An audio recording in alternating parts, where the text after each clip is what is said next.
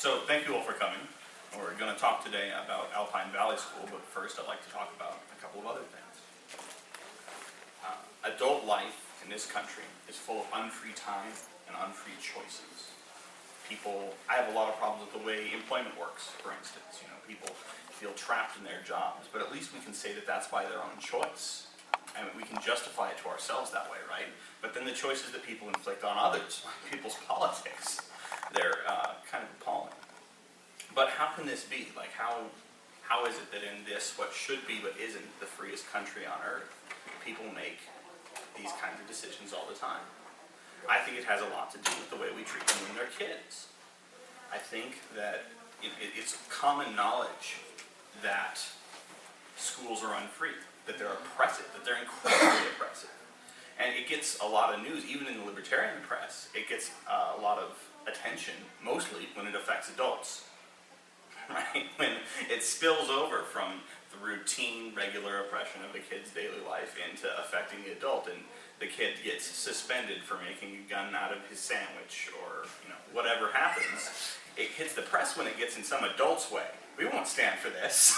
I send my kid to school, I don't want to see him sent back. This kind of thing. But that's not the worst of it. That's not what's really oppressive about schools. What's really oppressive about schools isn't the way they behave in that respect. It's about what they actually teach. Experiential learning is the most powerful kind of learning. There's something profoundly different between learning something by being told or sitting in a row and absorbing it, and experiencing it. That tacit knowledge is the basis for more explicit knowledge later, and it's absolutely critical. And if you look at the structural environment that we teach kids in, the actual lessons are things we probably would rather they not learn. Things like, there is one answer, someone else knows it and they can tell it to you. You are powerless. If you are bullied, if you are tormented by your peers, your only hope is in arbitrary external authority. And if they can't help you, then you are helpless. And basic powerlessness. The most important things about you are how you show up on pieces of paperwork. These are the lessons that people learn in school. And it's not the lessons, it's not on the curriculum, but the most important learning usually isn't. So, I told you that story, as Bill Cosby once said, so I could tell you this one. At Alpine Valley School, freedom, respect, integrity, and responsibility are daily, actual facts. We don't have a class on the rule of law and its superiority to the rule of man. We have a constant ongoing experience of the rule of law. Our anti-bullying program is non-existent. We don't have it because we have a fully realized participatory justice system. Our literacy program is non-existent. We don't have it because we have people free to learn whatever they want to in an environment where they're supported and safe.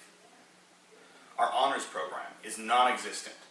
We don't have it because we have genuine self-esteem, people doing what they want to and making their own decisions about value, valuation, and their own worth. So, in addition to those things, we have a lot of specifics, and we'd be happy to share them with you, but I'd like to turn it over to my panelists here to introduce themselves, and then we'd be happy to take your questions. My name is Andreas Suter. I graduated Alpine Valley in 2008 after attending for about 6 years, and I'm an operations manager for a company in Evergreen. I'm Alexander Alford. I'm a current student. I've been there since I was 9. I'm the current school meeting chairman, which is the governing body of the school. I'm Aubrey Alford. I graduated in 2008 as well, and I attended for I think about 11 years. I'm Jesse Alford. I've forgotten when I graduated, but it was in distant times. I'm a parts identification analyst for Agilent Technologies. I'm Melissa Randalls. I graduated about 10 years ago from Alpine Valley, and I'm the current president of the school. I'm James Cashmos. I graduated from Alpine Valley School this year, and I was attending for about 5.5 years.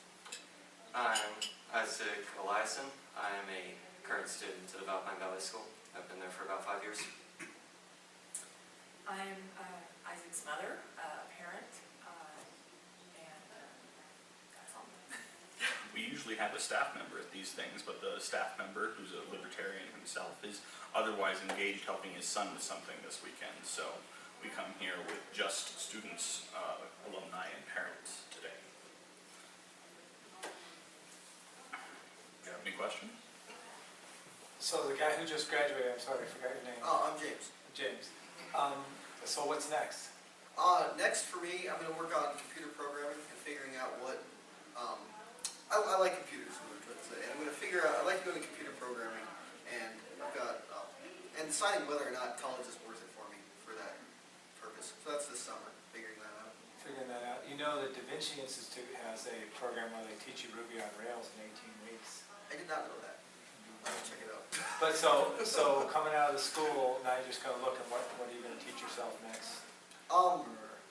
Well, right now I'm working on a little bit of HTML, just for website building, because we're working on a new website for the school. I'm assisting with that, so I'm trying to learn HTML. Next, I'd like to move on to programming applications for like phones or just general applications. Yeah, I'm just trying to figure things out. Well, just graduated from high school. Are you sure that's normal? So I'm Starshot, by the way. I'm a representative on the Libertarian National Committee, and from California. I drove out here partly for the LSLA thing, and just to check out everything that's going on. And you guys are talking about sounds great. I also ran for school board. I've run twice now in San Francisco. My platform, in a nutshell, was turning the hierarchy of the schools upside down. So everything is accountable to the students and parents, and making each school as sort of self-contained as possible. Like the teachers' school council running each school is how I had sort of theoretically set it up, and then within the confines of state law, unfortunately, we can't get around to the local level, but then have everything as bottom up within that as possible. Like the students would get to rate their teachers, and then parents and students would get open enrollment within the district. This was like a government school district, that they choose what school you want to go to, and then the money would follow the students as much as possible. And then the students could decide, teachers would have control over hiring, but then the students would have control over who gets laid off. If the population of the school shrinks, okay, which teachers, do we get to go? So, anyway. A lot of those things sound like the type of power and agency that students and, we call them school meeting members, so that's students and staff, exercise at Alpine Valley. I love everything you said. It sounded like that kind of vision, which is what I'm saying. But an interesting distinction is that this is kind of, what you're talking about is kind of power by degrees. It's like saying, okay, you still have, like structurally, this is going to work more or less the same way. You're probably still going to sit in rows while someone presents to you from the front of things. Yeah. These are government schools we're talking about. Right. Well, I would like to it's see very that tough myself, to try and work outside of that, but that's one of the things that makes already what I was proposing is so incredibly radical. well, right. We have to meet our radical though. Well, and that's the thing is one of the things that makes a place like Alpine Valley really special is that it's not separated by degrees. It's to the point that people come in and look at the school and say, "What is this? I cannot identify this as a school." And that's a problem for us sometimes, actually, because people come in and they look at it and they say, "What is happening here?" I do not see the semiotics of a school, right? I don't see the symbols that signify to me learning. I had a couple quick practical questions now that I gave the whole spiel. One is it open to members of the public? Can anybody just like kind of walk in and then observe what's going on without going through a bunch of sort of red tape of having to range a visit and all? This is like one thing that a lot of schools, even independent schools, I think control access too much, and that's part of what allows these sort of statist paradigms you were talking about to be perpetuated in the schools, is because the public can't really see what the kids are being taught and sort of analyze. Well, if you have people just sort of sitting in rows doing this rote learning, it's not as powerful as experiential learning. I think part of the problem there, and I'd be happy to allow other people to answer too, but I think part of the contrasting priority with that, the thing that's in tension with wanting to have people to have open access, is giving the students that safety and freedom that they need to be able to just pursue whatever they want to. And if you have strangers wandering through and so on, I'm not one of these people who's afraid that they'll kidnap someone or something. Like, these fears are ridiculous.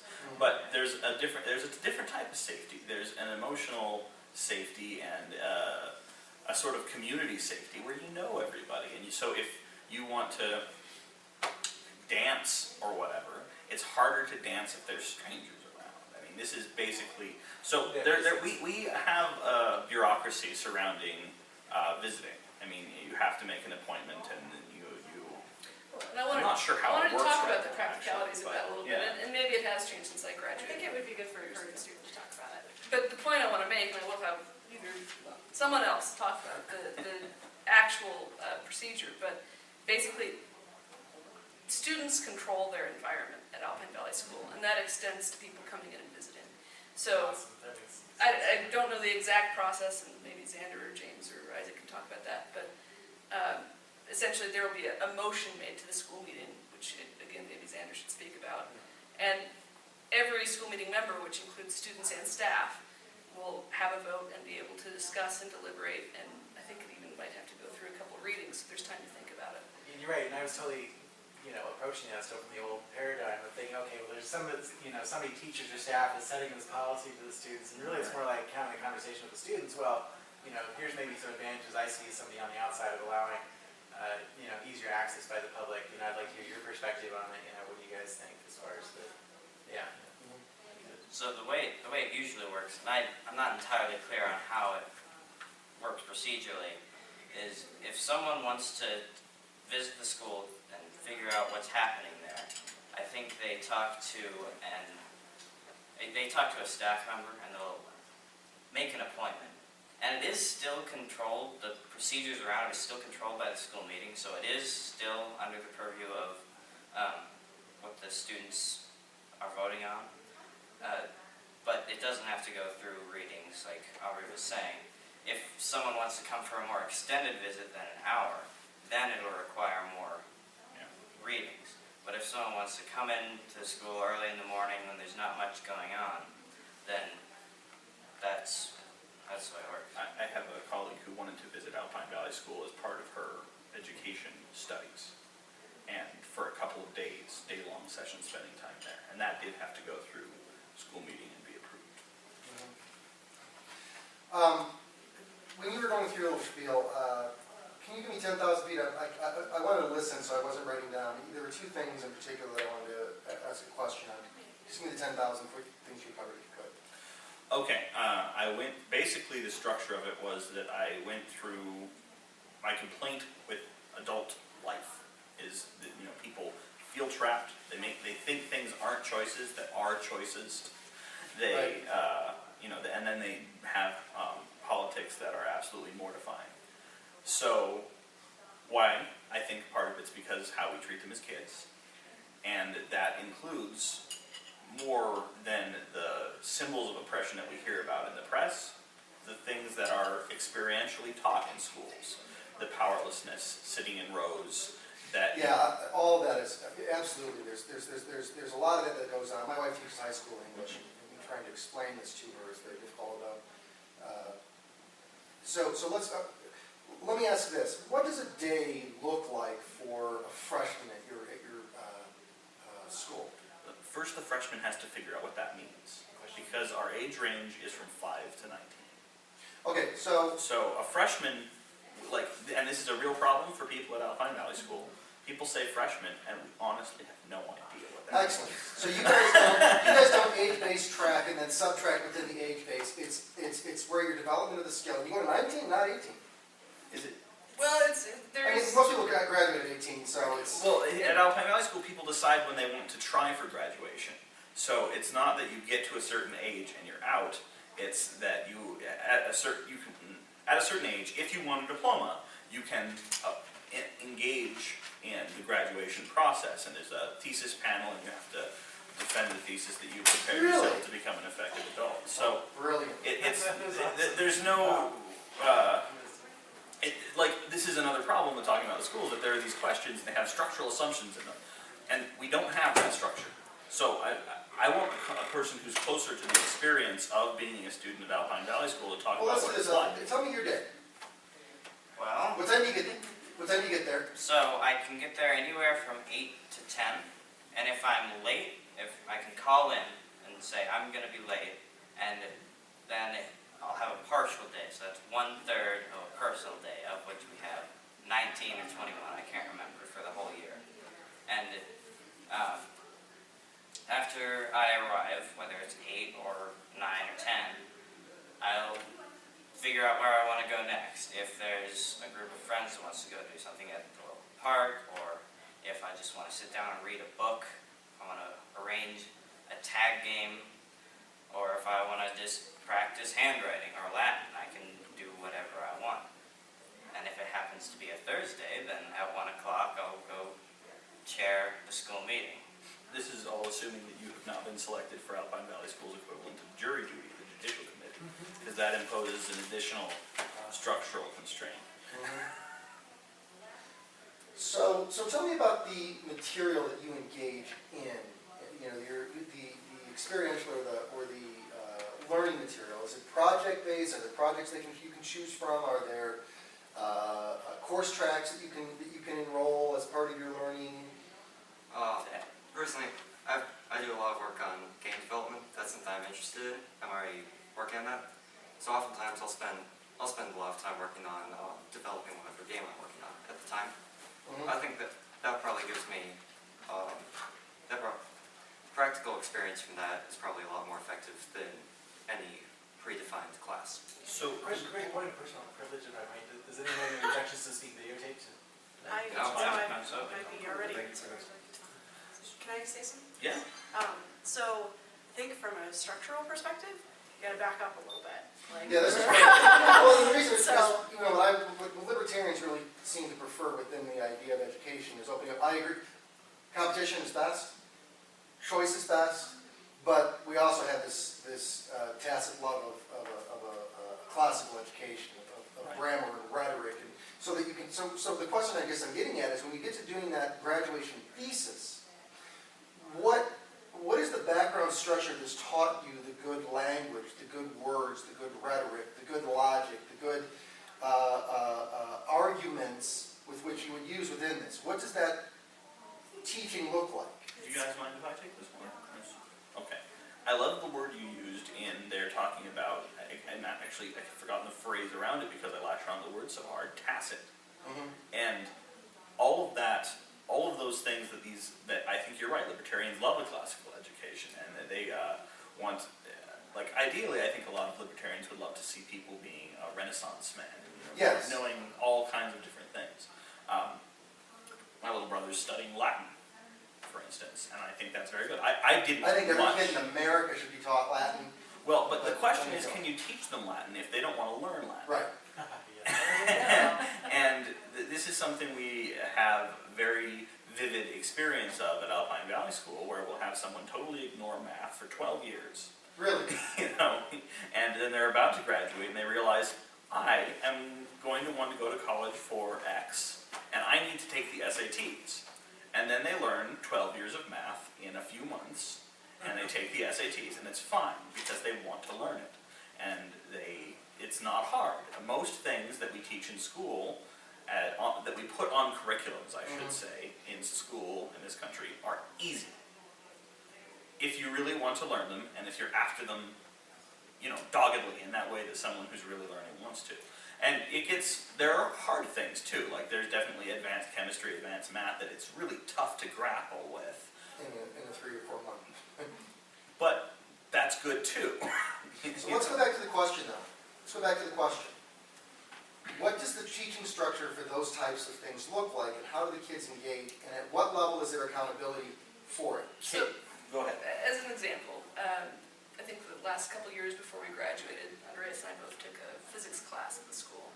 So there is structured classes happening. Hold on. That's what I'm trying to wrap my head around. Yeah, and it's a little bit difficult to wrap your head around because, we're a school, we have classes, right? Right. And we do, that does happen, but they're all initiated by the student. Okay. So, in our case, we found that we really wanted to learn physics, theoretical physics more than anything else, because we actually hadn't really studied a lot of math. We didn't have the background that we knew we would need to get into applied physics.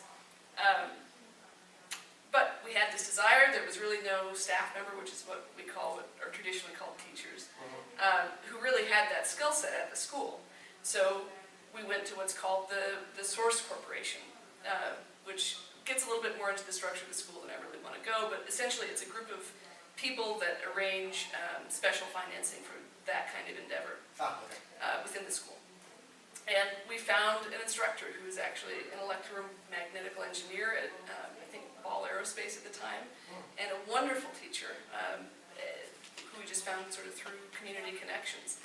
And, you know, it was fantastic. I think it was a very successful class. But had we been dissatisfied, we would have said, no, we don't like this guy. Actually, we wound up interviewing a few people and settled on him.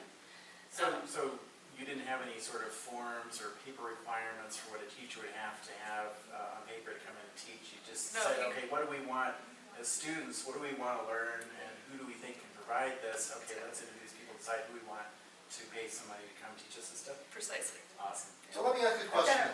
Oh, I'm sorry. Please do.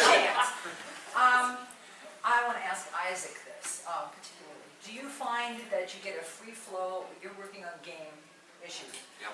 Do you find yourself saying, okay, I'm working on this game and I'm going to have buildings in this game and maybe I should learn something about architecture, or I have characters in this game and maybe I need to learn something about psychology? Does it flow that way? Yeah, that's exactly how it works for me. Yeah, I'm right-brained, and apparently, I'm not sure about this, but I heard one of the things about right-brained people is that they learn things better when as soon as it becomes relevant, they're extremely good at it, and Yes. until then they just can't pick it up. I'm a right-brain learner as well. Yeah. School was terrible for me. This would have been much better for me because I was so right-brained. There were things I was willing to engage in, but until I was ready to, it was useless.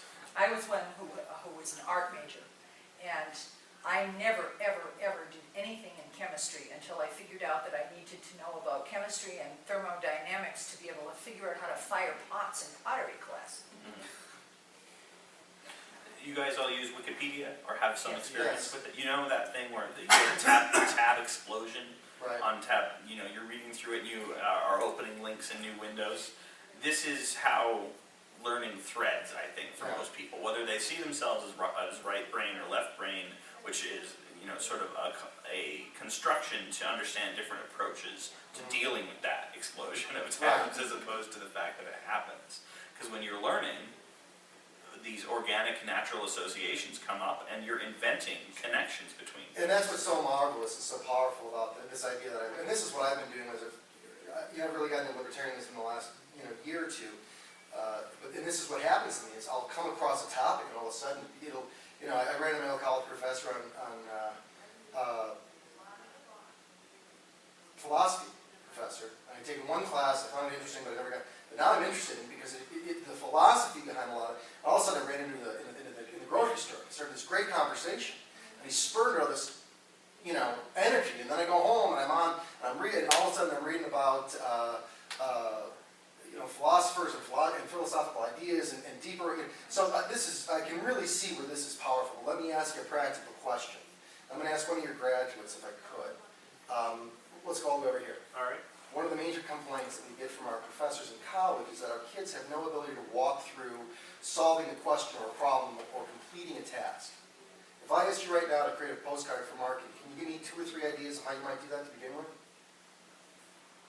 Postcard for marketing, I would probably figure out exactly what I'm marketing. I would go online and either read forums or do Google searches on layout ideas, what a good program would be, probably in design. If there was a technique I didn't know about, I would go to YouTube and find out, walkthroughs, and kind of attack it that way. I mean, that's actually something that I do at my job a lot is marketing, and that's exactly how I do it. Bravo. I graduated from a marketing communications program, and I was there recently talking with the professors, and they gave the assignment to the kids, make a postcard for marketing something.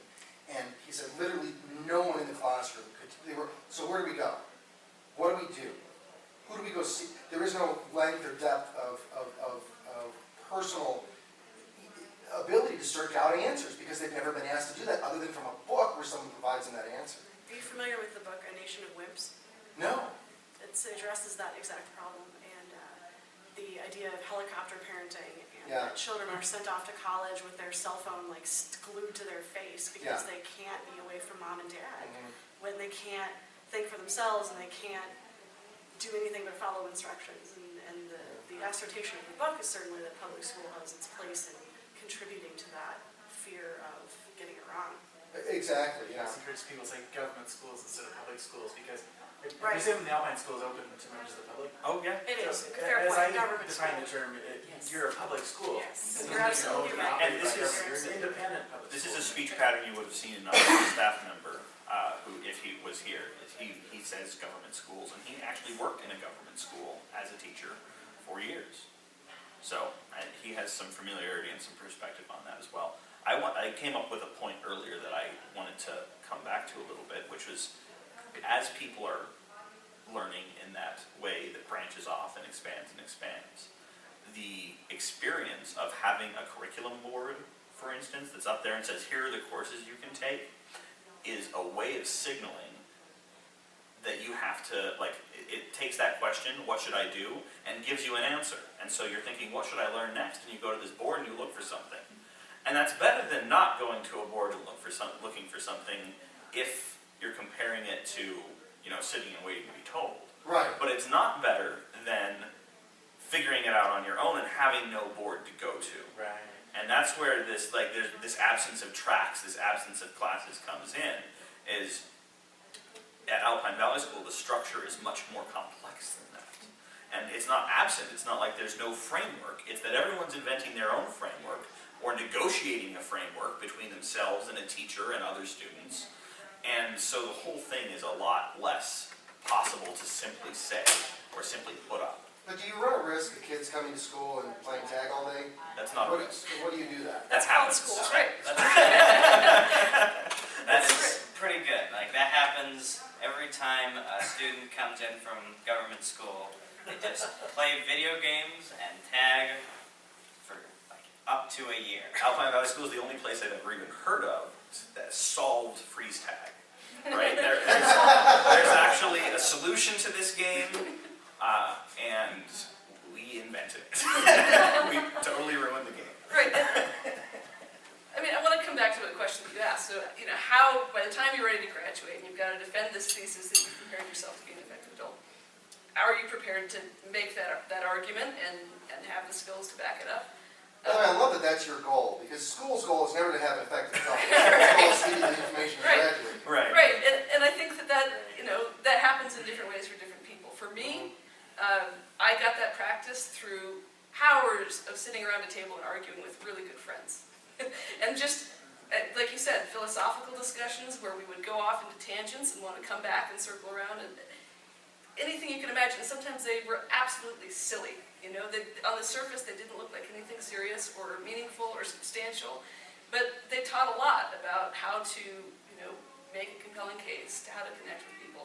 It introduced me to all kinds of ideas that I would never have thought of sitting. So are there reference then materials you can use when you guys begin a debate like that or conversation where you start to, you go, listen, we want to do a discussion about this in our next curriculum. We've got 10 kids who want to talk about the future of, How many kids do you know that don't have one of these? oh, they all have it, yeah. Because this is a huge reference. Right. And there are computers around too. But I'm trying to teach my kids how to use it as a reference and not just a toy. It's a big, you know, well, put them in a situation where they need some information fast. I mean, this And is don't give it to them.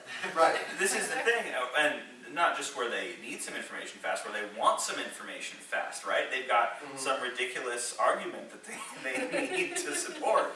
And that's the thing, is if you're arguing about nonsense and childish things, in addition to, like, there's no line between exploring for information to support your absurd conversation about the biological viability of Barney. Like, could he be?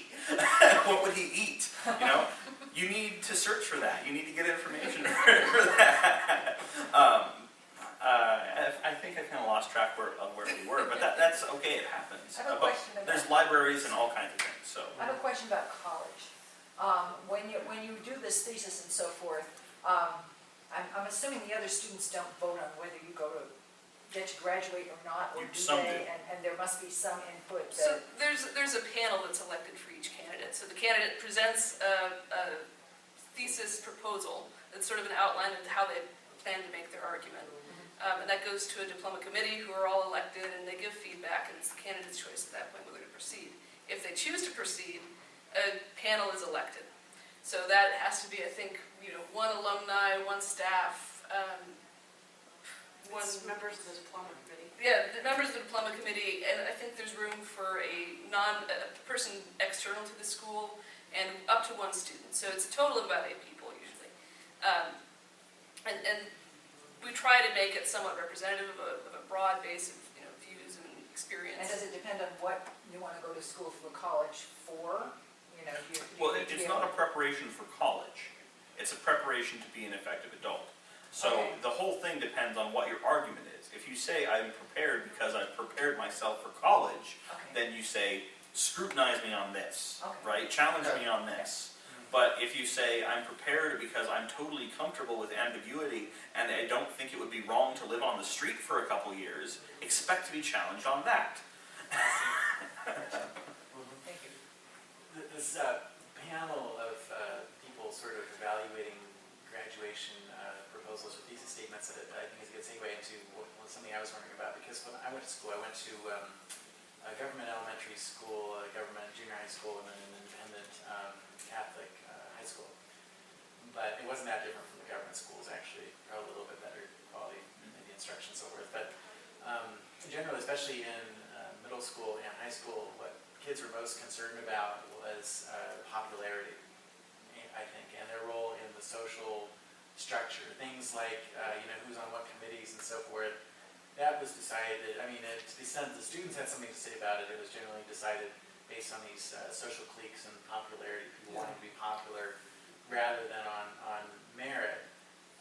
And I, abhorred the whole system and everything about it, a real social misfit in, most of those years.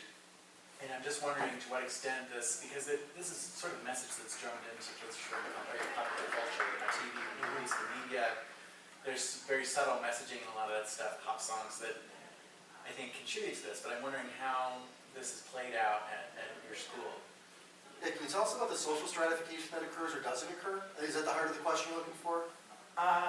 What's the social? Yes, the social Stratification is a it's hard sort of- word, but that's what happens in Yeah. the public schools, is that you're not only structured by age and by grade and by class and by intelligence, but then within that, all the good kids seem to all be at the, The students The peer stratify pressure. themselves, and the Yeah, system tell- contributes tell that us by about that desert side. So and I have a lot to say about that, so I should let other people say anything they want to say.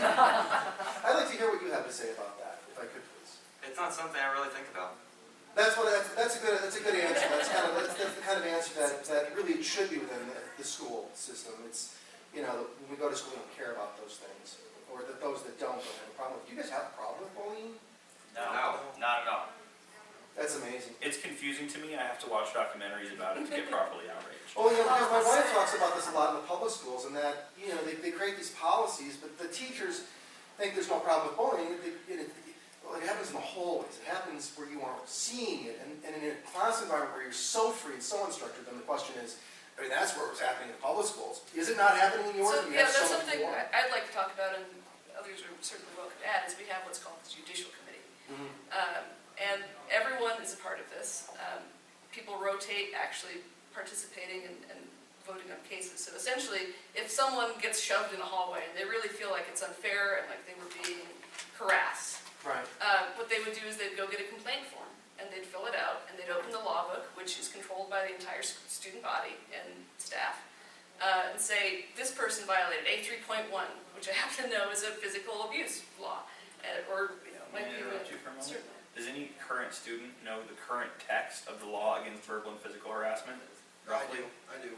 No one may infringe anyone's right to exist at school peaceably at school free of verbal or physical harassment. In their society. Right, so,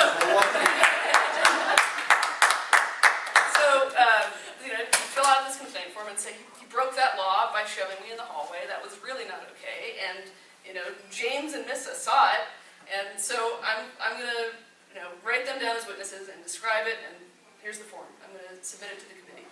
Then the committee meets, and it's one younger student, I can't remember what the age range is on that, but they're loosely grouped, younger, middle, and older. I'm going to interrupt you again, very briefly. Notice that this is a written complaint form. Yes. You have to get someone to help you if you can't read. and people would rather do it themselves. We don't really know how kids learn to read at Alpine Valley School. They always seem to manage to, but maybe that's part of it. So there's that. The committee You need to write meets, it down, it's time. the committee meets, and we've got the 3 voting members. Oh, and a staff always is there as a voting member as well, so there are really 4.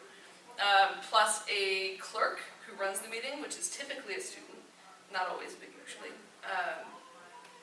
And a secretary who can be someone else, but sort of the administrative staff and a group of people who are there to sort of judge the case. So they call on the complainant and hear their side of the story, and then the defendant, and eventually end up writing a summary of what they think really happened. Maybe they call on witnesses too.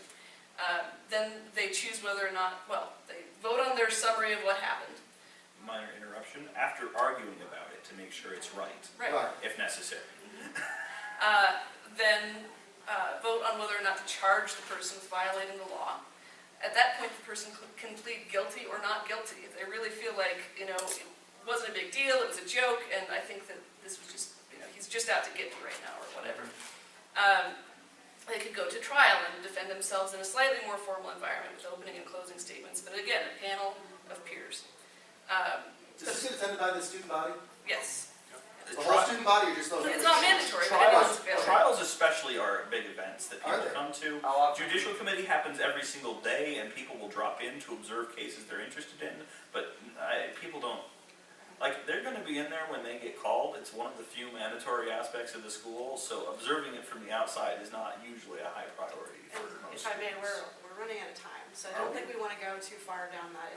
We've got about I'll quarter till. wrap up the description here. So Actually, everybody's been going to the hour.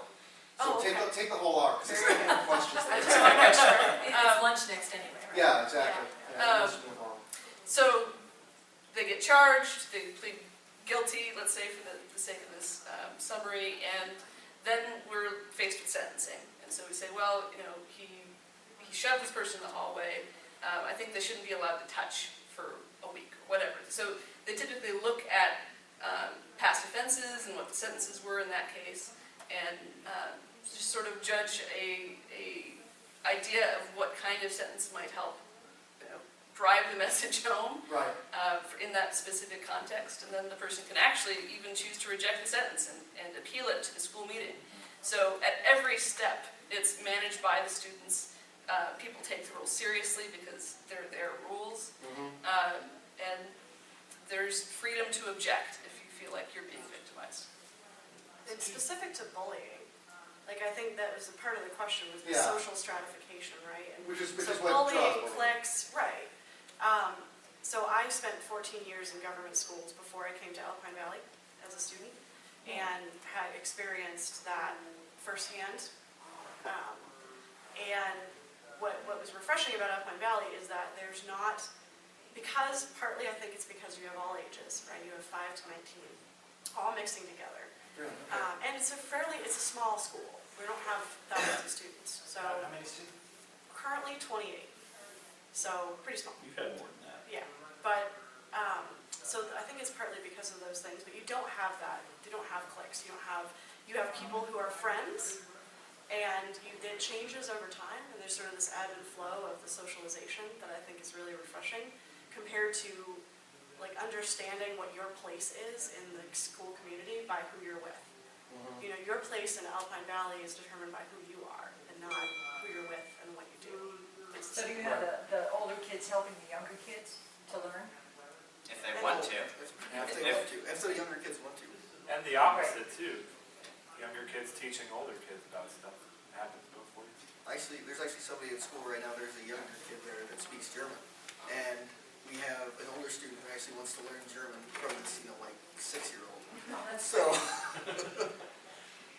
Another example that I can think of is at one point I was playing a space flight simulator, and the same younger kid was watching me, and at one point he wanted me to explain an orbit, and although I understood from a practical perspective how do I want with it, him questioning me about it is what actually got me to think about why those things work like they did. So you went out and studied it more or something? Yeah. On the ride over, I was driving and I said, well, I was listening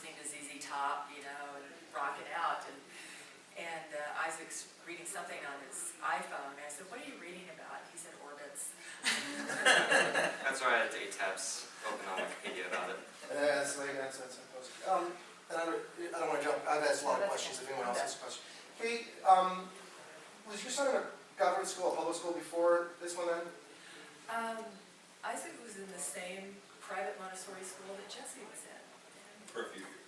And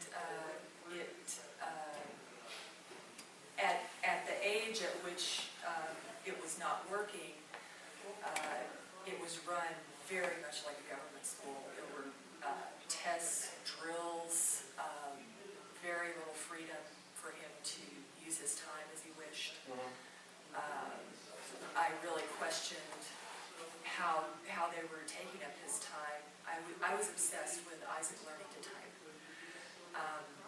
And I noticed assignments were coming home and it said, use your best cursive handwriting to answer these questions.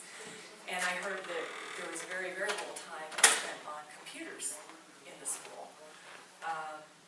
So when we were directed by an educational consultant to Alpine Valley, one of the most reassuring things that happened to me is I observed a mock judicial committee hearing. And sitting up on the stage, I guess acting as the transcriber or something, was Xander at age, Xander here at age 11 or 12. And his fingers were flying across the laptop.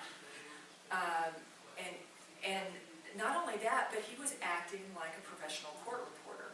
I could not hold in my mind all of the things that were being fired at him. Okay, now we're going to rewrite Law 8.7c and can you read that back to me? And he did. So after that, and I think this was before Isaac was actually enrolled, I asked Xander's mom, how did he learn to type? And she said, online gaming. Yeah. I did it by flirting on the internet. But.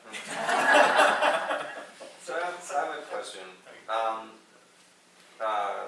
Back during the Occupy, when the Occupy movement was pretty big, I guess that was a couple of years ago, there was a point where they were all gathered in a park and a congressman came and he was one of the recognized leaders of the civil rights movement, and he wanted to speak to them.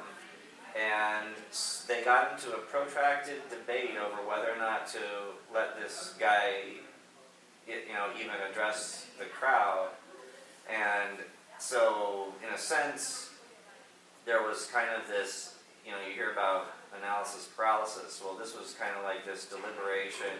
It's like things got bogged down in deliberation, whereas, here's an opportunity to hear from a historic figure who wants to express solidarity with what you're doing, and you're too busy, well, not you, but, the Occupy movement was too busy, having their own little soapbox thing about whether or not we should, consider any one person more special than anybody else, and so they lost an opportunity to be addressed. Do you guys ever run into situations where you get so bogged down that it's just like,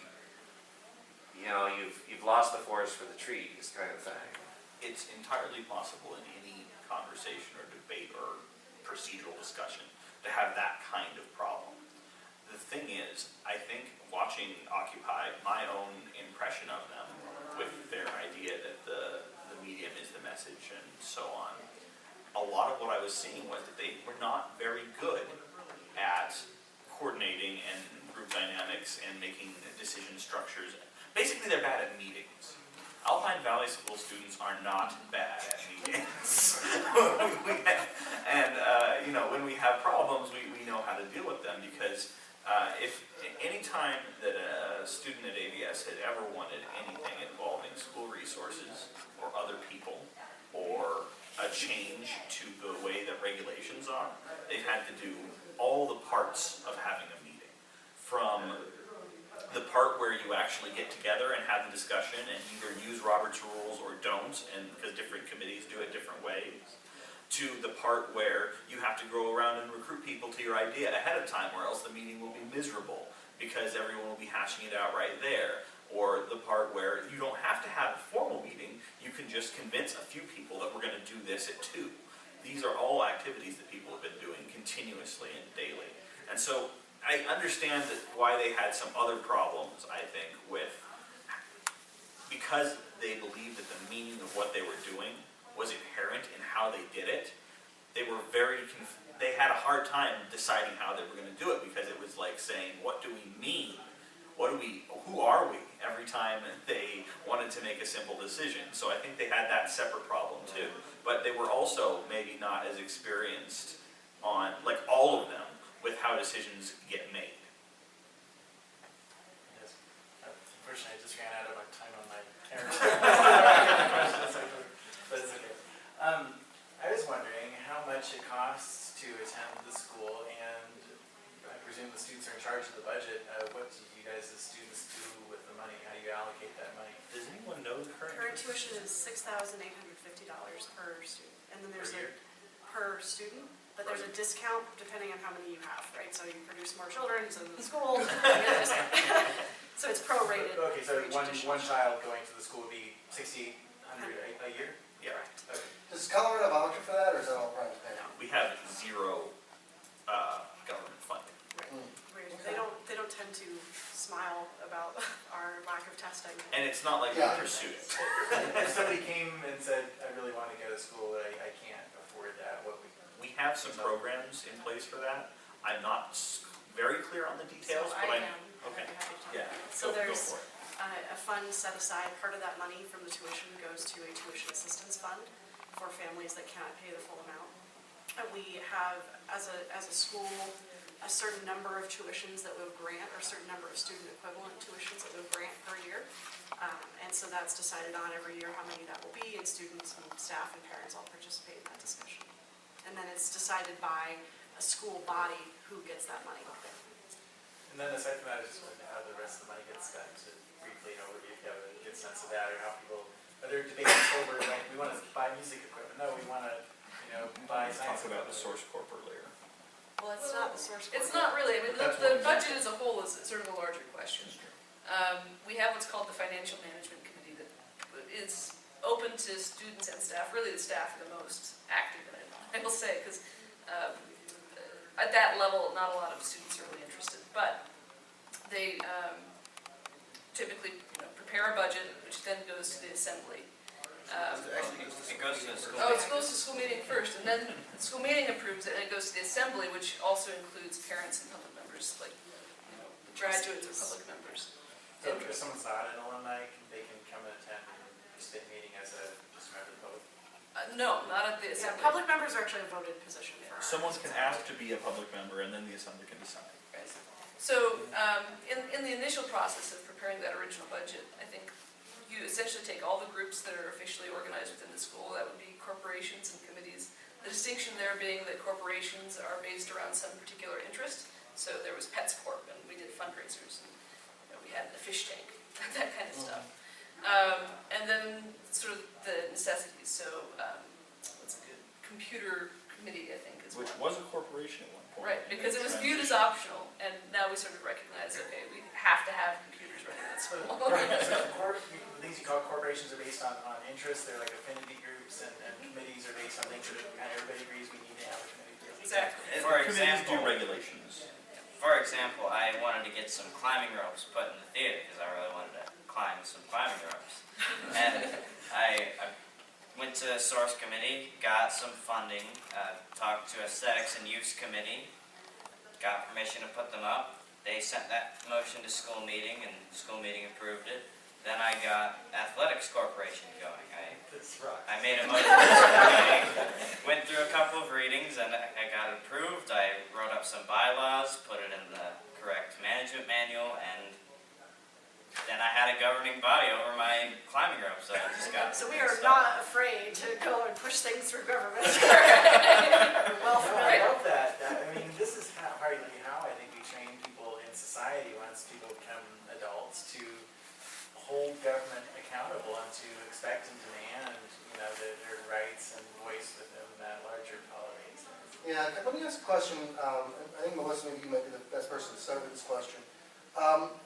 For those kids who decide that they're going to go on to college, can you share some of the successes, the challenges, how prepared do they feel? Because they're doing it in a completely different learning environment.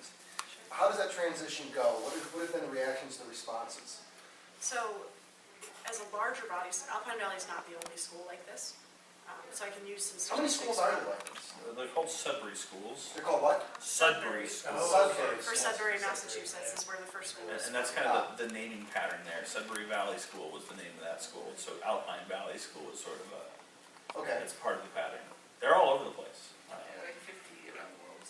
I'm not sure on the particular figure of how many there are. There are 50. Okay, so that's the question. Yep.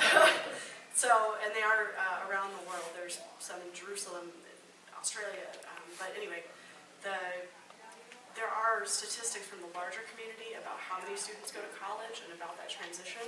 Specifically from our school, if a student is serious about wanting to go to a higher education after Alpine Valley, in my experience, often they'll spend their last year at school preparing for that transition, taking the SATs, because the major challenge they face is that we don't provide an accredited diploma. Because we do not have any government involvement, we don't have that output. So there's some extra work that has to be done to get a GED, to pass SATs, if there's a particular institution, a particular standard that has to be met. So often students will spend their time preparing for that before they graduate. If they don't do that, then typically that's the next step, depending on where they want to go. And I personally just enrolled in college last semester. I had a career before that and decided to go back. And the transition is funny because you're surrounded by people who haven't had this kind of education and don't feel any empowerment in the world.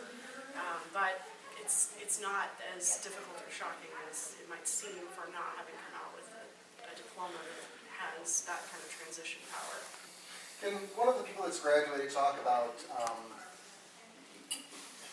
cachet is a bad word to use, but is there, tell me about the impression the employment market has of individuals who graduate from your school, or if there is one. I mean, how does that work? My experience has been that education doesn't matter after your first job, if you're talking about the high school part of it. Okay. And at your first job, it probably doesn't matter either. I mean, this is the experience I've had, and I know it's different for some paths and some careers and so on. I didn't choose to go to college because I looked at it and it seemed like a tremendously bad idea for me. And that has borne out. So that not going to college, I think, has been a bigger thing that I've had to address at all than the school that I went to. But that said, the performance of people from schools like this, once they're in an organization, then people want to know, right? They find out you went to a strange school, or for a while, Melissa and I worked at the same organization, and people would find out we both went to the same school, and they said, wow, that must be some school, and then they want to know and they want to talk about it. So identifying that you went to this school, you both have the same set of skills or consciousness about learning and how things work. So you're telling me that actually does create, that people do notice there's a difference in your... Oh, heck yeah. And I would say it comes up at the interviewing level, in terms, not in terms of, oh, you went to a strange school, that hardly ever came up for me in interviews. What did come up was that I interviewed very, very well, and that I confronted is maybe the wrong word, that I addressed these authority It's the right word figures. for you. That I addressed these authority figures with confidence and as peers, and I was not cowed by difficult questions because I was experienced in these kinds of conversations. So that was, I think, the more notable discussion that we had at the initial interviews than, what kind of school did you go to? And I'm to the point now where I don't have a college degree. I'm trying to enter a fairly technically advanced field. And I have the privilege, because of how I've set it up and pursued it, of only applying in places after someone who works there asks me to. So under that circumstance, it doesn't matter. The credential, the school, and so on are much less important than the person. You're the product of the education, not the paper. Right. And you have to adapt how you pursue things to know that, but it's not hard. I think we've got have time for one more question. We're about out of time. Yeah, we are at time. But I'm so- gonna hang around and talk to people if they want to afterwards. But let's do one more question and close out so you guys can go eat lunch. All right, last year, we had a proposed amendment to our bylaws to allow membership, minimum age of membership to be 14. And the reason for that was because there was a 14-year-old and he was a member of National and he was interested in being a delegate. Unfortunately, the way our Constitution was written, it said that only our members could go, and our membership was defined by you're registered to vote as a Libertarian.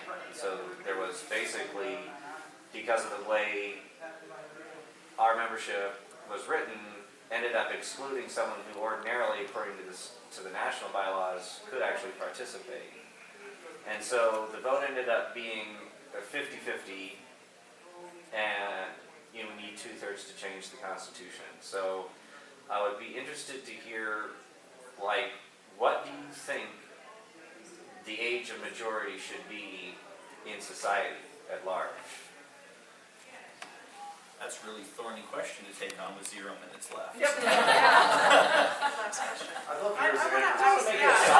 I think the younger guy should answer that question, actually. What do you think, Sam? I think it should be up to the person if they want to enter into society, and I don't think there should be a set age. It's different for every person. What do you think, James? I'm inclined to agree with Xander. Not having not put a ton of thought into it, I'm in agreement with Xander. Isaac? Same thing as the other two. Can I ask how old you guys are? I'm 16. I'm 18. I'm 15.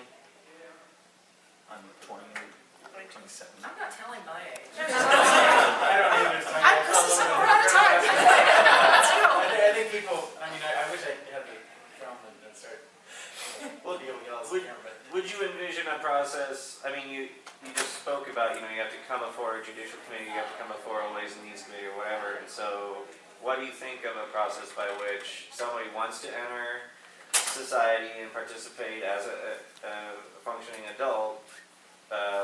Do you think that they would come, can come before some kind of committee and state their case, just like you were saying for, your plan to become, a functioning adult, I think that's a pretty complex question, unfortunately, for the time we have left. I'll talk if you Yeah, I want, if think you it would be like. good I'm to eager hang out and about talk stuff. with everybody afterwards. I have this problem on panels where I talk for everybody, so I'd rather be by myself and just talk for me.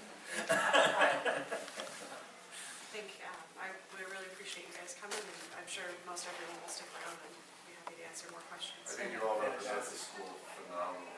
I'm impressed about it.